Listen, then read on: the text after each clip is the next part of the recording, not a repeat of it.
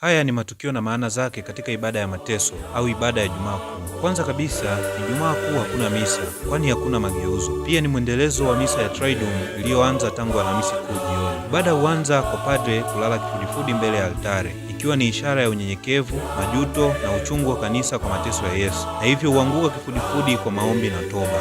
Kusoma masimulizi ya mateso ya Yesu. Simulizi hii hutoka katika kitabu cha Mwinjili Yohane.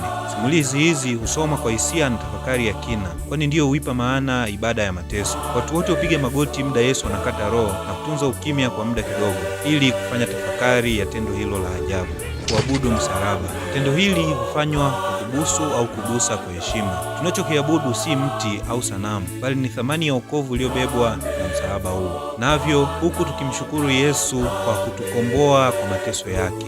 Ijumaa Kuu hakuna mageuzo, kwani Yesu ndiye anayelifanikisha fumbo hilo la kugeuza mkate kuwa mwili wake. Padre ni kielelezo chake tu, kwani mtendaji mkuu yu katika mateso na amekufa msalabani. Basi mageuzo hayafanywi, ila tukitafakari fumbo hili la mateso na kifo chake, ndivyo ekaristi zilizokuwa zimehifadhiwa kutoka Alhamisi Kuu ndizo husambazwa kwa waumini wanaokomunika. Mwisho ibada huisha kimya na watu hutawanyika kuendelea kufanya tafakari na kujiandaa kwa ajili ya Jumamosi. Tunahimizwa kutunza ukimya na kukaa katika hali ya sala na tafakari.